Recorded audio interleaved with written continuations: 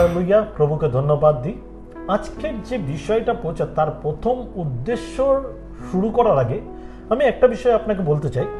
শয়তান একজন বিশ্বাসীর জীবনে যেটা কাজ করে সেটা কি জানেন? আপনাকে বোঝাবার চেষ্টা করে অতিরিক্ত বিশ্বাসের প্রয়োজন আমাদের। যেই বিশ্বাসের প্রয়োজন সেই বিশ্বাস আমাদের কাছে নেই।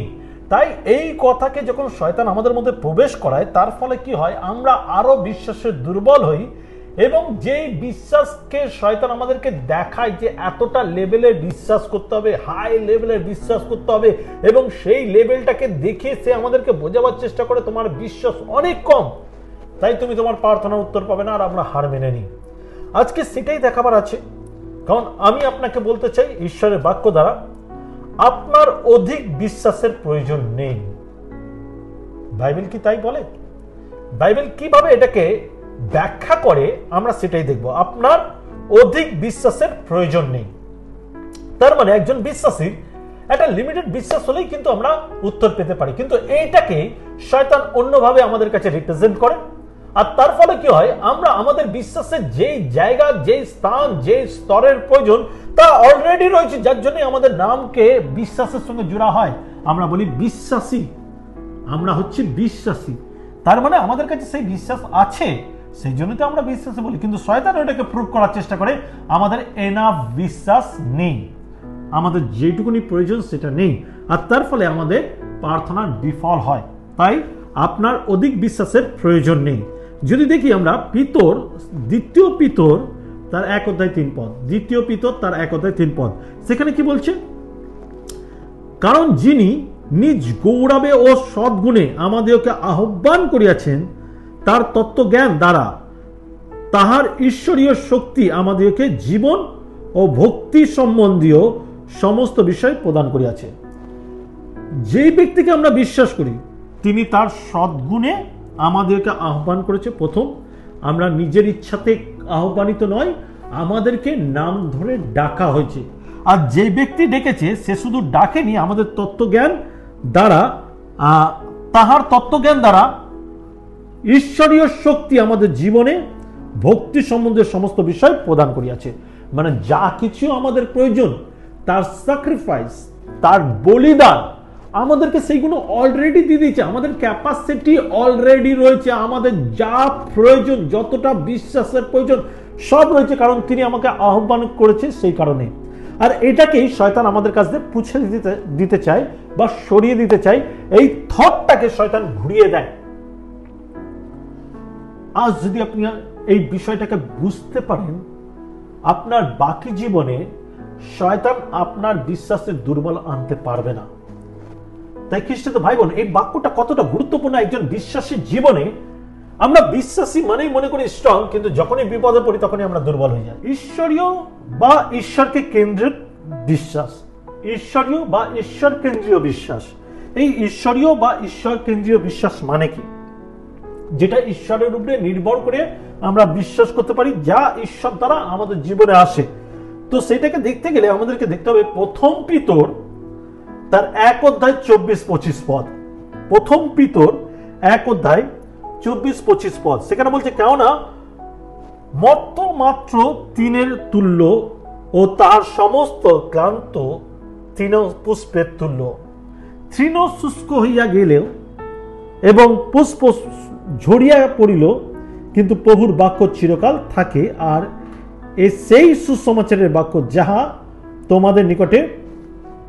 তোমাদের নিকটে প্রচারিত হইয়াছে। বলছে সমস্ত কিছু শুকিয়ে যেতে পারে বা নষ্ট হতে পারে, কিন্তু ঈশ্বরের বাক্য যেটা দ্বিধার করব, তার যে প্রতিজ্ঞা, তার যে পাওয়ার, তার যে অধিকার আমাদেরকে দিয়েছে, সেই বাক্য হচ্ছে, আমি এইভাবে বলি অনেক সময় অনেক বিশ্বাসীদের বলি, বাক্য হচ্ছে আমাদের আর ঈশ্বরের সঙ্গে একটা চুক্তি বা দলিল, যা আমাদেরকে অধিকার দেয় স্বর্গ থেকে এই পৃথিবীতে, যে আমরা কি কি অধিকারে কাজ করতে পারি। তো সারা পৃথিবী বিনাশ হয়ে গেল, এই চুক্তি কখনো বিনাশ হবে না। আমেন। এবার আসি দ্বিতীয় পয়েন্টে, সরিষে দানার তুল্য নাই বিশ্বাস। সরিষে দানা, শস্য দানা কতটা ছোট হয়, কতটা ছোট, ওর তুলনায় বিশ্বাস। আমি যখন প্রথমে শুরু করলাম আমি কি বললাম? এনাফ বিশ্বাস আমাদের আছে প্রথমত। সেকেন্ড পয়েন্ট আমি কি বলেছিলাম, যে আমাদের অতিরিক্ত বিশ্বাসের প্রয়োজন নেই। এখানে বিশ্বাসের মাত্রাও মাপানো হচ্ছে বাইবেল থেকে, যেখানে এইভাবে উল্লেখ করছে সর্ষে দানার তুল্য বিশ্বাস যদি থাকে। যদি আমরা দেখি লুক তার 17 অধ্যায় 5 থেকে 6, লুক তার 17 অধ্যায় 5 থেকে 6, সেখানে বলছে, আর প্রেরিতেরা প্রভুকে কহিলেন, আমাদের বিশ্বাসের বৃদ্ধি করুন। প্রভু কহিলেন, একটি সরিষা দানার মতো বিশ্বাস যদি তোমাদের থাকে, তবে তুমি সমূলে উপড়িয়া গিয়া সমুদ্রে রোপিত হও। এই কথা সুকামহীন গাছকে বলিলে এ তোমাদের কথা মানিবে। মানে একটা গাছকে, এর আগে আমরা পাহাড়ও দেখেছি, একটা গাছকেও যদি বলি, সেই গাছও উখড়ে সমুদ্রে গিয়ে পড়বে যদি শস্য দানার তুল্য বিশ্বাস থাকে। এবার এখানে দুটো বিষয় আছে। এক হলো শয়তান আমাদের বিশ্বাসকে বোঝায় এনাফ বিশ্বাস নেই, আর একটা যখন আমরা বিশ্বাস করি তখন ওভার বিশ্বাসও করি, যেখানে আমরা বলি আমাদের যা বিশ্বাস হচ্ছে অনেক আছে, তবু কেন উত্তর দিচ্ছে না প্রভু। এখানে শস্য দানার কথাটা বলি। শস্য দানা যদি ছোট হয় আর যদি খাঁটি হয় না, যদি কোনোদিন খাঁটি সরষের তেল না খেয়ে নিয়ে শোকেন না, একদম চোখ থেকে জল বার করে দেবে, এতটা পাওয়ারফুল। আপনার বিশ্বাস ততটা কি পাওয়ারফুল, ততটা কি খাঁটি, ততটা কি বিশুদ্ধ বা শুদ্ধ? আপনি কি সেই বিশ্বাসকে অতটা পারফেক্ট করতে পেরেছেন? বিশ্বাস অল্প কিন্তু পারফেক্ট হওয়াটা দরকার। বিশ্বাস অল্প কিন্তু পারফেক্ট হওয়া দরকার। যেইটুকুনি বিশ্বাস আপনার রয়েছে তা যেন নিখুঁত থাকে, তাতে কোনো সন্দেহ মিশ্রিত না থাকে, তাহলেই কিন্তু সেই বিশ্বাস কাজ করে, নচেত নয়। আমেন। আমার মনে আছে একটা ঘটনা দিয়ে একজন প্রচারক এই বাক্যটাকে বোঝাচ্ছিল, যেটা পাহাড়ের ঘটনা। তিনি একজন ফটোগ্রাফার, তার ইচ্ছা হয়েছে যে তিনি দার্জিলিংয়ে গিয়ে সূর্য ওঠা, কাঞ্চনজঙ্ঘার সঙ্গে সূর্য ওঠাটাকে দেখবে। তাই সে আগে থেকে একটা হোটেল বুক করেছে এবং ইন্টারনেটে সার্চ করেছে।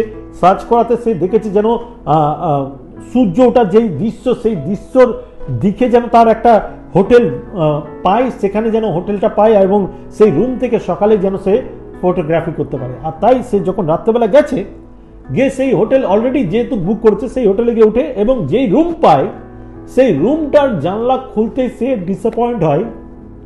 কারণ হচ্ছে সেই জানলার ধারে একটা বড় পাহাড়ের টুকরো, যেখান থেকে শুধু ওনার রুম থেকে সে কোনোভাবেই সূর্য ওঠা দেখতে পাবে না।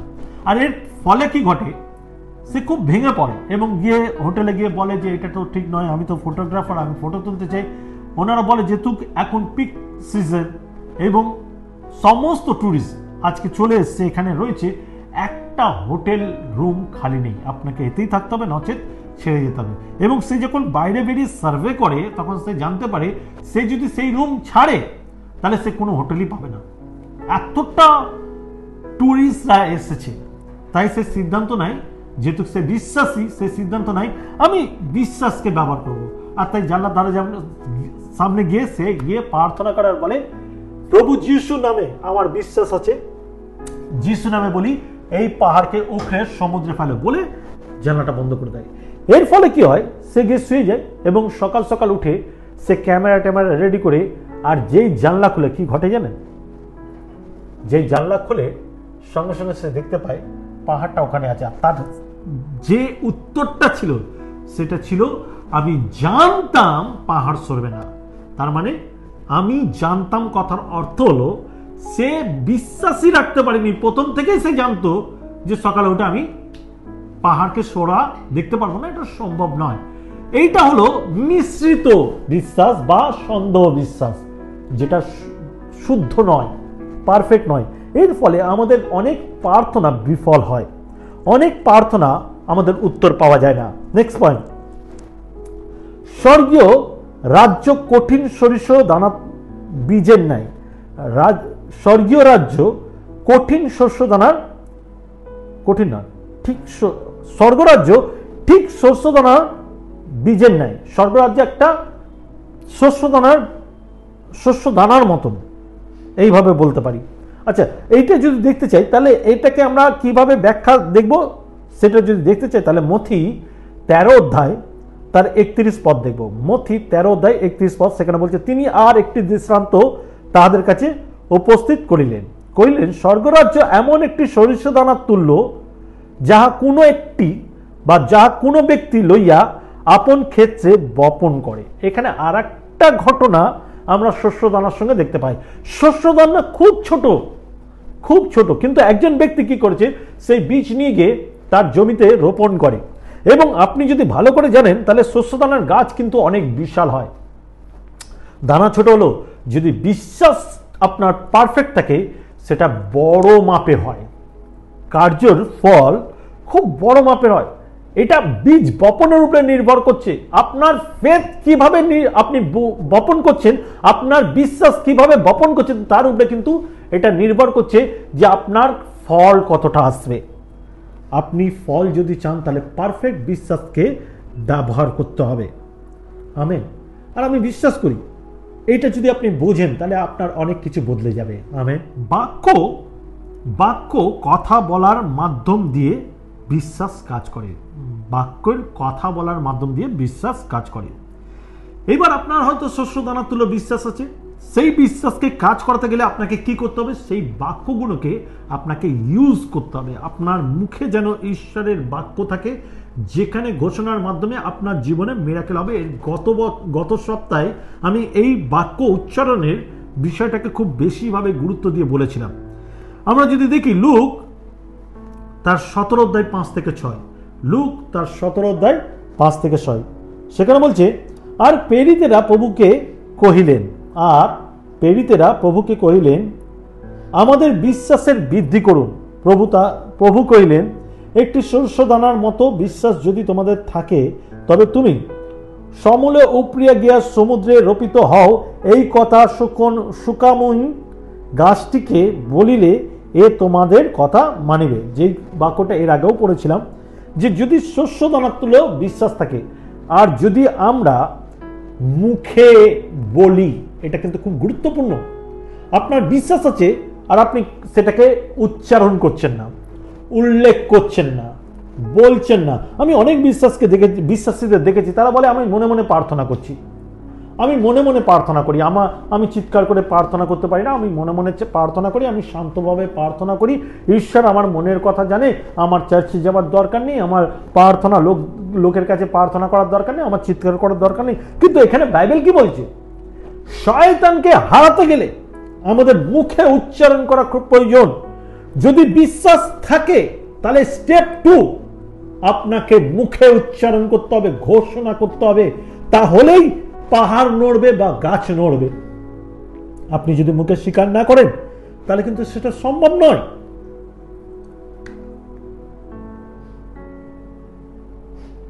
সমর্থর সঙ্গে আসে দায়িত্বশীলতা।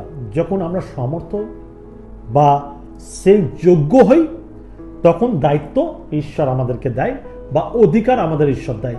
আমরা চার্চের প্রতি ইন্টারেস্ট নয়, বিশ্বাসের কাজের প্রতি ইন্টারেস্ট নয়, আমরা শুধুমাত্র চার্চে তখনই আসি বা তখনই আমাদের চার্চ মনে পড়ে যখন আমরা বিপদে পড়ি, যখন আমরা সমস্যাগ্রস্ত হই বা যখন আমাদের কিছু প্রয়োজন হয়, তখন যখন আমরা ঈশ্বরকে গ্রহণ করি বা ঈশ্বরের কাছে আসি, তখন আমরা আসলেও কিন্তু সেই লেভেল নয়, বা সহজ কথায় বলতে গেলে সেই যোগ্যতা আমাদের নেই। যে যোগ্যতা, বাবা বলে না, আগে যোগ্য হ, তাহলে তুই সম্পত্তির ভাগ পাবি। কারণ যতক্ষণ না সেই যোগ্য হচ্ছি, সেই সম্পত্তির মূল্য আমরা বুঝি না। একজন মেচিওর লোক না হলে তাকে কোনো দায়িত্ব দেওয়া যায় না, কারণ সে যদি মেচিওর না হয় সে দায়িত্ব ভার নিতে পারে না। ঠিক এক্স্যাক্টলি বিশ্বাসের ক্ষেত্রে এটা সেম জিনিস। যখন আপনি নিজেকে বিশ্বাসী বলছেন, তাহলে আপনার চার্চের সঙ্গে খুব ডিপলি যুক্ত থাকা দরকার, আপনাকে ঈশ্বরের রাজ্যের কাজের সঙ্গে ডিপলি যুক্ত থাকা দরকার, আপনার সঙ্গে ঈশ্বরের সম্পর্ক ডিপলি থাকা দরকার, এবং গভীরভাবে ঈশ্বরকে তত্ত্বাবধান বা ঈশ্বরের জ্ঞানকে গ্রহণ করা দরকার। যখন আপনি সেই লেভেল বা সেই ম্যাচুরিটি যখন আপনি দেখান, তখন কিন্তু ঈশ্বর আপনাকে দায়িত্বশীলতা করে দেয়। আপনার সেই দায়িত্ব বা সেই যোগ্যতা চলে আসে বলে ঈশ্বর আপনাকে সেই অধিকার দেয়। যদি হিতোপদেশ 18:21 দেখি, যদি হিতোপদেশ 18:21 দেখি, সেখানে বলছে মরণ ও জীবন জিহ্বার অধীন, যাহারা তা ভালোবাসে তারা তাহার ফল ভোগ করিবে। আপনি যদি জীবের পাওয়ারকে রিয়েলিটি ভাবে ইউজ করতে চান, তখন কিন্তু আপনি জীবনের জন্যই সেটাকে ব্যবহার করবেন, মৃত্যুর জন্য নয়। আপনি মৃত্যুর জন্য ব্যবহার করবেন না। আর আপনার ম্যাচুরিটি না হওয়ার জন্য আপনি কিন্তু আপনার জীবনে মৃত্যুকে ডেকে নিয়ে আসেন, কারণ আপনি জানেন না আপনাকে কি ইউজ করতে হবে, আপনাকে কি ওয়ার্ড বলা দরকার। সেই জন্য বিশ্বাসীর সাথে সাথে আপনাকে ম্যাচিওর হওয়াটা খুব প্রয়োজন। আর ম্যাচিওর হতে গেলে ঈশ্বরের বাক্য জানা দরকার, আর বাক্য জানতে গেলে আপনাকে মণ্ডলীভুক্ত হওয়া দরকার। আর এটাই হচ্ছে শয়তানের কাজ, যে আপনাকে মণ্ডলী ছাড়াতে চায়। অনেক বিশ্বাসী ভালো ভালো লিডাররা তাদের নিজের আমিত্ব, গর্ব এবং প্রাউডনেসের জন্য, নত না হওয়ার জন্য চার্চ থেকে দূরে সরে যায়। আর এটা শয়তান লিড করে, যার জন্য পবিত্র বাক্যে লেখা রয়েছে শেষ দিনে অনেকের হৃদয়, ভালো ভালো বিশ্বাসীদের হৃদয় পাষাণ হয়ে যাবে, তারা মণ্ডলী ত্যাগ করবে। খ্রিস্ট ভাই বোন, মণ্ডলী ত্যাগ ধার্মিকতা নয়, প্রভুকে ছাড়া ধার্মিকতা নয়। অনেকে এই বাক্য হয়তো শুনে যারা সরে গেছে বা কোনো মণ্ডলী থেকে সরেছে, তারা বলবে এই বাক্যের কোনো মূল্যই নেই, কারণ ঘরে বসেও ঈশ্বরকে ডাকা যায়। আমি এর আগে গত সপ্তাহে বলেছিলাম, ঘরে বসে কখনোই ডাকা যায় না। আপনার একাকী প্রার্থনা আলাদা গল্প, কিন্তু ধার্মিক থাকতে গেলে আপনাকে চার্চের মণ্ডলীর সঙ্গে যুক্ত থাকা দরকার, কারণ মণ্ডলী আপনাকে জ্বলতে সাহায্য করে, মণ্ডলীর দর্শন আপনাকে জ্বলতে সাহায্য করে। আর তাই একজন বিশ্বাসী হিসাবে আপনার এটা জেনে রাখা দরকার, আপনার জীবনে কতটা গুরুত্বপূর্ণ মণ্ডলী, কারণ মণ্ডলী আপনাকে গাইড করে কোন কথা বলা উচিত, কোন কথা বলা উচিত না, কতটা আমাদের জীবনকে ঈশ্বরের মধ্যে থাকা দরকার। খ্রিস্ট ভাই বোন, আজকে আমি তাদেরকে উৎসাহিত করতে চাই যারা আজ যে কোনো মণ্ডলীকে ত্যাগ করে ঘরে বসে রয়েছেন, এবং ইউটিউবে ভুল শিক্ষা দ্বারা অনেক ইউটিউবার উঠেছে। আমি জানি হয়তো এই বাক্যগুলো তাদের কাছে গেলে তারা একটা খুব মশলাদার একটা কন্টেন্ট পাবে, যার মাধ্যম দিয়ে তারা পয়সা কামাবার উদ্দেশ্য করবে। আমাদের উদ্দেশ্য পয়সা কামানো নয়। আমরা এই চার্চের চ্যানেলটা খুলেছি এই কারণে, যাতে অনেক আমাদের ক্যাম্পাস চার্চ আছে, ইউটিউবে পোস্ট করলে ক্যাম্পাস চার্চগুলো সেই প্রচারগুলো দেখতে পায় এবং প্রচারগুলো শুনে। আমাদের পয়সা কামানোর, ইনকাম করার উদ্দেশ্যে এই চ্যানেলের কোনো উদ্দেশ্য নেই। যারা শুনবে তারা ব্লেস হবে, কিন্তু কোনো একজন কন্টেনার যারা ইউটিউবে করে খায়, তারা কিন্তু এটাকে নিয়ে খুব সুন্দর ভেঙে চুরে বলবে। ভালো ভালো প্রচারকদের ভেঙে চুরে নানা রকম মন্দ প্রচার বা মন্দ উদ্দেশ্য বলে। কিন্তু আমি তা আপনাদেরকে সাবধান করতে চাই, ইউটিউব কোনোদিন চার্চ হতে পারে না। চার্চ একটা ফিজিক্যাল চার্চ, যেখানে সবাই, সমস্ত আরাধনাকারী এসে আরাধনা করে, কারণ ওইটা জ্বলন্ত ছিল ঈশ্বরীয় বিশ্বাসী, যার জন্য বাইবেল বলে একজন বিশ্বাসী করলে আর একজন বিশ্বাস তুলবে। আমেন। তাই খ্রিস্ট ভাই বোন, এই বাক্যের একটা গুরুত্ব আছে। আমি আপনাকে উৎসাহিত করতে চাই, আজকের এই বাক্যের মূল্যকে বুঝুন এবং মন্দ থেকে ফিরুন। শয়তান আপনাকে চার্চ থেকে বার করতে চাইলেও শয়তানের ফাঁদে পা না দিয়ে আপনার অল্প বিশ্বাস দ্বারা ঈশ্বরের রাজ্যের জন্য এগিয়ে যান, আর আপনার বিশ্বাস খাঁটি করুন, কারণ ঈশ্বর আপনাকে নানাভাবে গড়ে তুলতে চায়। আমেন। আসি প্রার্থনা করি। পবিত্র পিতা, আমি প্রার্থনা করি বিশেষ করে যতজন আজকের এই বাক্য শুনছে, প্রত্যেক জনকে তুমি আশীর্বাদ করো। ভ্রান্ত প্রচারের হাত থেকে বাঁচাও, শয়তানের পরিকল্পনার হাত থেকে বাঁচাও। আমাদের অল্প বিশ্বাস যেন খাঁটি করতে পারি, আর সেই বিশ্বাস আমাদের জীবনে মিরাকেল করে এবং আমরা চার্চের দর্শনভুক্ত হতে পারি। পিতা, তুমি দয়া করো এবং আমাদের ফিউচারকে আমরা তোমার হাতে রাখি। আজকে যতজন শুনছে প্রভু, প্রত্যেক জনকে ব্লেস করো। ঘরের ছোট বড় যে কেউ রয়েছে, প্রত্যেকের জীবনে আশীর্বাদ করো। কেউ যদি ডিপ্রেশনে রয়েছে, কেউ যদি রোগগ্রস্ত রয়েছে, কেউ যদি মানসিকভাবে টেনশনে ভুগছে, প্রভু নানা রকম অর্থের প্রবলেম, আমি তোমার যিশু নামকে ঘোষণা করি তাদের জীবনে, অভিষেককে ঘোষণা করি, শয়তানের বাঁধন মুক্ত করো এবং তাদের জীবনে তোমার সেই অধিকারকে দাও। যেরকম যিশাই 41:10 বলে, ভয় করিও না, কারণ আমি তোমার সঙ্গে সঙ্গে আছি, ব্যাকুল হইও না, আমি তোমার ঈশ্বর। তাই প্রভু, তুমি তাদের সঙ্গে থেকো এবং তাদেরকে প্রমাণ করো তুমি তোমার ঈশ্বরীয় ক্ষমতা সঙ্গে থেকে পরিচর্যা করো। সমস্ত গৌরব তোমার, যিশু তোমার নামে চায়। আমেন। সাথে আমি মনে করে দিতে চাই, মাঝে মাঝেই দেখবেন আমাদের এই চ্যানেলে আমাদের একটা ফোন নাম্বার ফ্ল্যাশ করছে এবং এখনো দিয়েছে। দেখুন, সেই নাম্বারটা আমাদের calling number, WhatsApp number, Telegram number. আপনি চাইলে সহজেই আমাদের সঙ্গে যোগাযোগ করতে পারেন। আপনি আমাদের সঙ্গে শেয়ার করতে পারেন আপনার অভিজ্ঞতায় বাক্য দ্বারা, এবং আপনি চাইলে প্রেয়ার রিকোয়েস্ট পাঠাতে পারেন, এবং আপনি চাইলে এইতে বাইবেল স্টাডিও করতে পারেন।